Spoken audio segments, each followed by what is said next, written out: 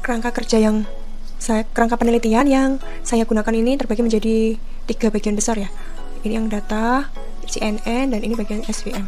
Yang pertama itu adalah pengumpulan data gathering. Saya mempunyai data dengan cara mengambil gambar sendiri gitu ya, menggunakan kamera. Kemudian ada tahap kedua yaitu wake class. Wake class itu untuk apa sih? Wake class itu untuk memberikan bobot imbalan kelas. Dia dikasih bobot pada tiap-tiap kelas berdasarkan frekuensi data masing-masing untuk digunakan pada proses layer output. Jadi jika datanya tidak seimbang, jika diberikan bobot yang diharapkan nanti akan mendekati gitu ya, sama. Kebetulan data yang saya gunakan ini lumayan seimbang, jadi nggak yang terlalu imbalance gitu. Kemudian yang tahap ketiga itu ada penerapan teknik holdout, data validasi. Saya membagi 75% untuk data latih dan 25% untuk data uji testing ya. Kemudian setelah itu data augmentasi. Ini gunanya untuk keragaman data. Keragaman data bisa dilakukan dengan teknik rotasi, scale, blur, noise. Kebetulan saya menggunakan rotasi per 30 derajat, kemudian scale 3:3, noise-nya saya tambahkan salt and pepper. Masih banyak lagi untuk keragaman data karena data saya sedikit. Kemudian selanjutnya ada tahap kelima, yaitu pelatihan CNN menggunakan input X dan T target pada data latih. Selanjutnya tahap keenam itu fitur ekstraksi. Fitur ekstraksi ini dihasilkan dari layer ini ya, fully connected layer. Dimana ini nanti hasil dari fully connected layer akan diaktifasi atau dilabeling. Nih, pemodelan pelatihan SVM pada data vektor fitur data latih. Jadi ini nih, diaktifasi, labeling, dia dikasih nama. Ini layu, ini segar, ini busuk. Kalau segar tuh gimana sih, parameternya apa gitu. Kalau busuk parameternya apa. Jadi ini dilabel dulu di sini. Kalau hasil dari sini dia belum bisa baca kalau belum dilabel, belum bisa tahu tuh hasilnya layu atau segar. Jadi dari sini dia masih dalam bentuk angka, misalnya 0,9, tapi 0,9 itu apa gitu kan. Di sini dilabel. Terus tahap ke-8 itu ada memprediksi output dari vektor fitur input, data uji dan data prediksi dengan menggunakan model SVM yang telah dilatih. Nih datanya, ini SVM yang tadi fungsinya dia akan melabeling, akan memprediksi ini layu, segar, busuk. Kemudian terakhir itu ada evaluasi, dan ini convolution matrix ini nanti akan tahu dia akurasinya berapa persen. Parameter yang saya gunakan pada CNN, yang paling penting ini ada Adam, terus ini epochnya 10, learning rate dropnya 0,3. Ya kurang lebih seperti ini. Ini didapat dari mana? Ini didapatnya dari trial and error yang hasilnya optimal gitu ya, dicoba. Ini ada pilihannya Adam, ada pilihannya SGDM. Epochnya tuh kalau default dari CNN tuh biasanya 30, tapi saya menggunakan 10 aja biar gak keberatan prosesnya. Kemudian ada parameter dari SVM. Kebetulan saya menggunakan pendekatannya one versus all karena kelasnya 3, jadi multi kelas. Kemudian kanalnya linear, ini scale-nya nggak ada kayak gini. Wake class kalau di MATLAB hitungnya cuma gini, median kali frekuensi dataset per frekuensi dataset.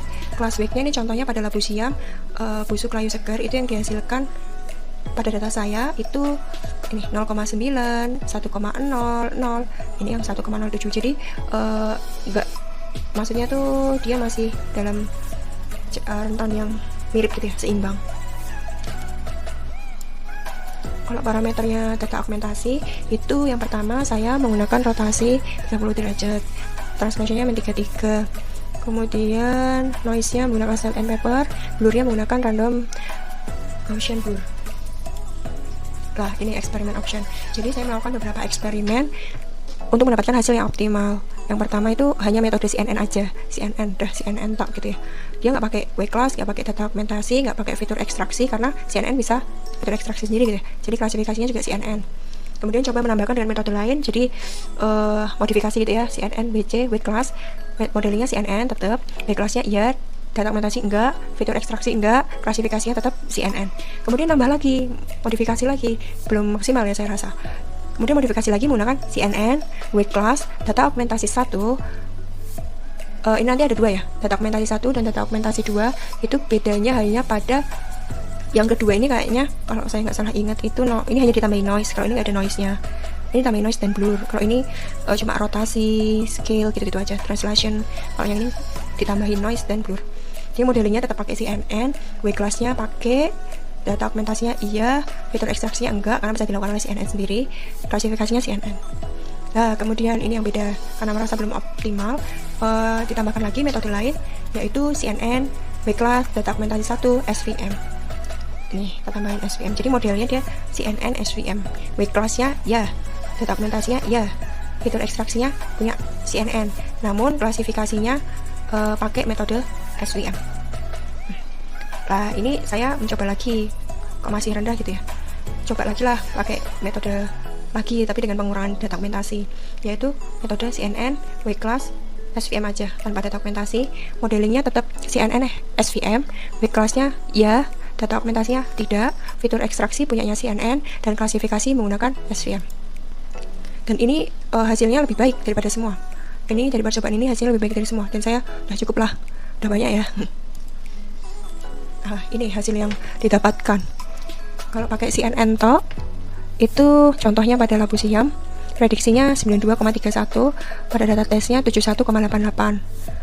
Kemudian CNN weight class 93,08, tesnya 75, ini ada peningkatan. Tapi dari sini belum puas kan, masih diolah-olah lagi. Namun kalau pakai DA, data augmentasi, ternyata hasilnya langsung ngedrop ini, hasilnya turun ya. Nah, kemudian menghilangkan data augmentasi, langsung nih hasilnya ya nggak terlalu signifikan, namun ini lebih baik. Nih, 92,3, ini 94, ini 71,8, ini 76,56, naiknya 5%. Kalau dalam bentuk grafiknya kayak gini ya, pumpkin. Ini yang CNNWC SVM, CNNWC DA, jadi ini yang paling bagus. Nih, kalau rata-rata performanya, perbandingannya. Kalau pakai metode CNNWC SVM 92,51, testingnya 69,66. Dia itu mirip ya ini naiknya ini tambah SVM. Naiknya nggak terlalu signifikan, namun tetap ada kenaikan. Jadi ya saya anggap ini lebih baik. Ini yang paling baik pada penelitian saya. Ya, based on the result, itu the best method is CNN, WC, SVM. CNN, weight class, dan support Victor mesin dengan akurasi sebesar 69,66% pada data testing dan 92,51% pada data training for all data. Ya, ini pembahasan ya. Yang pertama, penerapan CNN untuk pemodelan dan atau untuk fitur ekstraksi melalui aktivasi dari model fully connected layer. Yang kedua, penerapan weight class untuk pembuatan kelas dalam output atau klasifikasi layer CNN. Kemudian yang ketiga, penerapan data augmentasi 1 menggunakan transformasi, rotasi, scale, translation pada data latih dan data uji. Kemudian yang keempat, itu ada penerapan data augmentasi 2 menggunakan transformasi yang sama dengan data DA1 mirip, namun ditambah dengan transformasi synthetic blur dan noise pada data latih dan data uji. Noise-nya apa tadi? Salt and pepper. Nah, yang kelima, penerapan SVM untuk pemodelan dan sebagai pengklasifikasi dengan memanfaatkan hasil fitur ekstraksi dari CNN. Nih, hasilnya ini tadi dipakai ini gitu ya, dari layer fully connected. Ya, kesimpulan yang saya dapatkan pada penelitian ini, yang pertama, itu intinya penelitian saya menggunakan penerapan WC, weight class, dapat sedikit meningkatkan akurasi CNN. Namun jika menerapkan data augmentasi justru dapat merusak kinerja model. Lalu CNN itu digunakan sebagai fitur ekstraksi dan SVM digunakan sebagai klasifikasi atau prediksi. CNN SVM ini lebih unggul dalam mengolah data yang berdimensi kecil dari hasil aktivasi dalam fully connected layer CNN dan mampu menunjukkan kinerja akurasi yang optimal, yang terbaik. Kemudian kesimpulan yang kedua, penerapan weight class untuk imbalance class dan SVM sebagai klasifikasi dapat meningkatkan kinerja akurasi CNN untuk klasifikasi citra kualitas sayur, labu, terong, tomat, dan wortel. Model ini sangat-sangat layak diimplementasikan untuk memprediksi data kualitas produk sayur sehingga dapat memudahkan meningkatkan efisiensi waktu dan memelihara kualitas produk sayur dalam peningkatan smart farming. Jadi tujuannya tercapai gitu. Kemudian yang terakhir itu kesimpulannya adalah model yang saya gunakan itu tidak luput dari beberapa kekurangan seperti jumlah data yang masih kurang. Jadi data yang saya gunakan itu termasuk yang masih sangat sedikit, sangat minim kalau untuk model CNN, masih sangat terbatas gitu. Dan justru penerapan data argumentasi ini tidak sesuai dengan yang diharapkan. Presentasinya sudah selesai. Sekarang saya mau menunjukkan bagaimana sih tadi library Genesis gitu ya. Ini contohnya, ini nomor doi-nya dimasukkan. Nih, webnya libgen.is gitu ya. Ini jangan lupa masukkan doi, nomor doi, kemudian ini scientific article. Kita coba lah. Nanti akan muncul dia di Skyhub, dari libgen, library Genesisnya sendiri. Coba saya terus ya, nih bisa kebuka kan? Kalau misalnya belum punya akses, ini cara apa ya, ilegal ya sebenarnya. Kemudian ini salah satu contoh. Kemudian ada lagi kalau mencari jurnal tuh gimana gitu. Nih contohnya di Sinta ya, ini Sinta 1. Ini ada Indonesia Journal of Electrical Engineering and Computer Science. Ini contoh, bisa nyari-nyari di sini. Terus nanti bisa kunjungi websitenya untuk tahu jurnal-jurnal yang udah terbit di situ kayak gimana, lihat template-nya kayak gimana gitu. Ini udah banyak sekali ya, padahal Mei 2023 belum, tapi ini udah mulai dipublish. Q3 dia, Q3 Sinta 1 atau Q3. Ini punya siapa?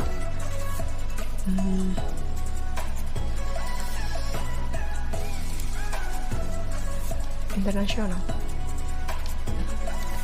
Kemudian contohnya lagi, awalnya tadi kan saya Joif ya, ada tadi. Ini bisa divalidasi di Simago, masukin aja Joif.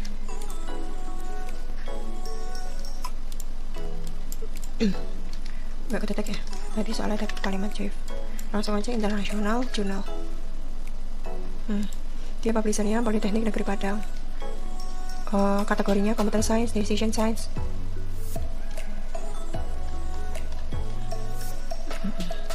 Kemudian ada lagi jurnal register Darul Ulum.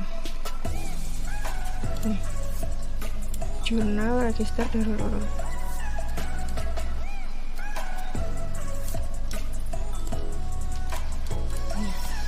Coba cari. Ya udah, Scopus belum. Oh udah, Universitas Pesantren Tinggi Darul Ulum Indonesia ya. Ini dia subjeknya yang dibahas itu bidangnya Computer Science dan Decision Science, mirip ya kayak tadi ya. Kemudian ini jurnal saya, tampilannya saat submit nih 25 November, reviewnya prosesnya kayak gini. Decisionnya coba dibuka ya.